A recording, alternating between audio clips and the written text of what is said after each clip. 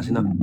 好，不過我呢邊信號可能唔好，網絡有啲差。唔關信號事，你係咪戴咗耳機？冇戴，連咗藍牙都冇啫。鼓聲嘅。我關晒啦。哦，你講。近排傾咗一條仔咧，一開始係可能胡調，對佢係冇感覺嘅，但係咧佢好頻繁咁俾我造成咗錯覺。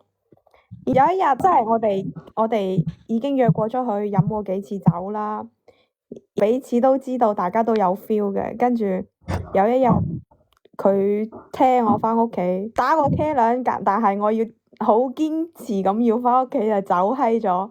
然後第二日我撩佢飲酒，可能係撩佢打牌吧，但係佢送上門，人哋唔要喎，搞到我好閪切。具體點送上門？即係我第二晚同佢講，我話要唔要出去飲酒，因為嗰陣時係我話我聽日有事，我走咯，我唔喺廣州，我要返屋企咁咯。你就講到咁，係佢肯定唔去啦。我屌你話飲酒，前一晚你係都要翻屋企，你今晚仲揾我，即係叫我埋單啫，係嘛？老閪都唔去啦，正常男人唔去啦。嚇咁㗎？咁肯定啦，你想鬧人打牌，你講先啦，講明白啲先啦。你明明想鬧人打牌，你係鬧人飲酒咪仆你個街啊！唔俾我點，又要我埋單，你冇嘢啊！我肯定唔去啦，你唔係送上門。其實我有講㗎，我話咁打牌咯，想打牌啦，試下其他得唔得？佢話我要打桌球追分啦，咁喎。我嗰句經典名言又嚟啦！大丈夫有所急，有所唔急，扭扭擰擰嘅唔急，裝逼扮鬼嘅唔急，唔講嘢嘅唔急，太多嘢講嘅都唔急。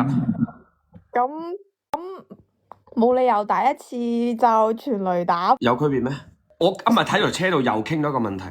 我送嗰個妹妹翻去，佢問佢話：你哋啲男人係咪食完之後就唔珍惜？我話唔係，唔係食完之後唔珍惜，而係食完之後發覺你所有嘅包裝都係假嘅。你嗰啲咩高冷，嗰啲咩御姐，嗰啲咩有個性，全部都係假嘅。食完之後發覺，哇操！你好無聊，超級無敵無聊，你個人好 Q 悶。原來你之前同我扮嘅所有嘢，同我傾嘅所有嘢都係唔存在嘅，都係扮出嚟嘅。你知唔知好無聊？明冇？你知唔知點解我唔中意阿陳總？因為我吉佢咁多次，佢都仲係咁喺串，真係噶。呢啲唔點解趙元松有好多原因，但係其中一種唔係話因為食過你就當你唔當你一回事，唔係，而係食完之後發覺你原來所有都係扮嘅，好無聊。嗱，你好簡單，你兩個你當你食咗佢唔得咩？係咪簡單啫？你想見佢嘅時候，你就問佢：我而家想見你出唔出嚟？出唔出算數，而唔係話你唔出嚟，你趙元松我好上頭點點唔係。好啦，當佢得閒揾你嘅時候，你唔得閒你就唔去，心情唔好就唔去。我今日好多快遞要拆，我唔去，明白嗎？你哋係俾人食完之後冇晒個性，冇晒自我，好似個皮帶咁，好似個流行單品咁，所以人哋對你就冇晒興趣啦。咁嗰日可能飲咗酒上頭吧，跟住我生閪咗佢喎。你啲就係典型嘅老羞成怒，溝唔到啊生。冇辦法嘅，咁我呢啲人得唔到咁咪算咯。跟住我生閪咗，我 friend 問我要唔要加翻佢，跟住我話唔加啦吧，好尷尬。咁點搞而家？而家唔知就好迷茫，所以同你連一下先，你想問下點。一個月後打啤，當晚識打啤冇區別啊，一啲區別都冇。我唔明，男人好簡單啊嘛，中意佢就有機會就上。女人好係明顯啊，你媽又中意又唔上，我諗唔明，我真係諗唔明，我諗唔明。大家個腦回路唔同，我畢竟係男人，你明嘛？咁其實我諗唔明嘅係點解送上門都唔食嘅，有得食。你有冇諗過你送上門唔食傷？你覺得傷自尊？你有冇諗過嗰晚佢都傷到佢嘅自尊？咁係咪？我覺得 OK 啦，你又唔制，轉個頭第日走去犯賤，怕有病啦吓，喺屋企冇病。因為我同佢係同啲 friend 出去玩係識噶嘛，咁有就唔好生啦，好閪尷尬，細路女咁。係啊，仲細可能係。你話唔識喺酒吧隔離台抄牌嘅咪算數咯，係嘛？你有共有唔能夠生噶嘛？咁其實我又唔係話好中意佢嘅，其實就係想同佢打牌，但係送上門都唔食，我會覺得好咩咯，好懷疑自己。人哋嗰晚都好懷疑自己，人哋都係想同你打牌啫。咁仲有冇機會？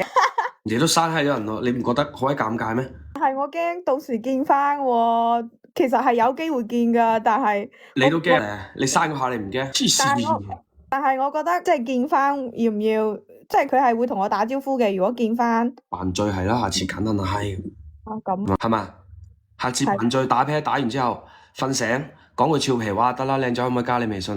搞掂。弊在而家冇機會咧。點都冇機會啫，咪等運到咯。你唔係點？你又刪咗人哋。其實想加翻佢嘅，但係會覺得好閪冇面。你加咗你傾咩啫？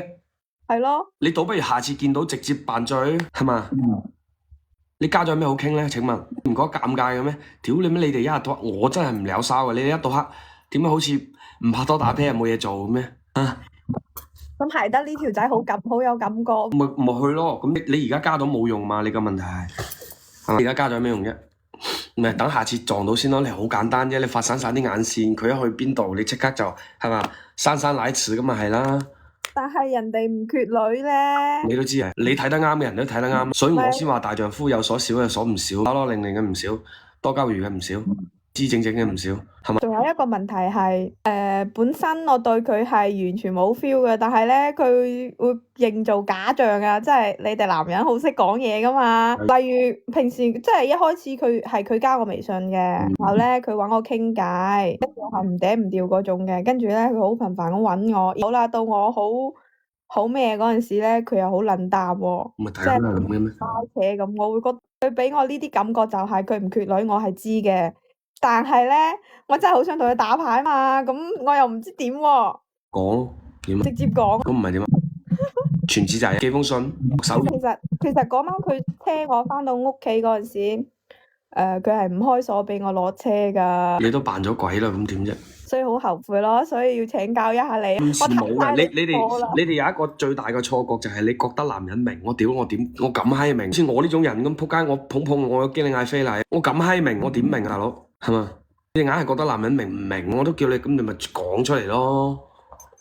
我有暗示佢噶，但係人哋話暗示冇用，我聽唔明你啲暗示，我頂你個肺。我好老實咁同佢。有陣時隊友打撤退信號我都聽唔明，更何況你嗰啲所謂嘅暗示。我同佢講，我話我就係想同你打牌咁樣噶咯喎。哦，咁你之後已經當你講笑啦。係唔認真啦，佢以為我。你之後已經當你講笑啦。你嗰晚又傷咗人啫，係嘛？你嗰人係自尊心先得㗎。咁假如以後見翻，仲可唔可以打牌㗎？可以，我都叫你扮最佳發姣就咁簡單。好。挨埋去係啦。咁等我過幾日試下。係啊，挨埋去仆過去，跟住飲多兩杯就掃下佢背脊搞掂。咁。勾佢手指，勾佢手心。咁我下次試下。就咁，你要睇下嗰晚喎。有一種情況係運氣好係唔好嘅，就係仆街佢嗰晚想食嗰個靚過你。哦。好係唔好彩。應該唔會嘅，我唔差㗎。你差唔差回事啊？有好過你㗎嘛？可能就係啲舊菜，唔係人哋食。咁唔通有新嘅唔要嗎？男人喺酒吧同舊菜都係保持距離嘅，尤其同食過嗰啲又唔係好熟嗰啲，即係有食過又唔係好熟嗰啲，會保持距離，得唔得？記住啦。你最怕就係嗰晚佢差唔多搞掂，或者佢有預感差唔多搞掂，好似嗰晚搞掂你咁，然之後嗰個仲要唔差過你嘅，咁你可能冇乜機會啦。如果嗰晚確實冇件近得落，你又中咗埋去咧，咁就係你啦。真係冇比我好嘅，先輪到我，好啦。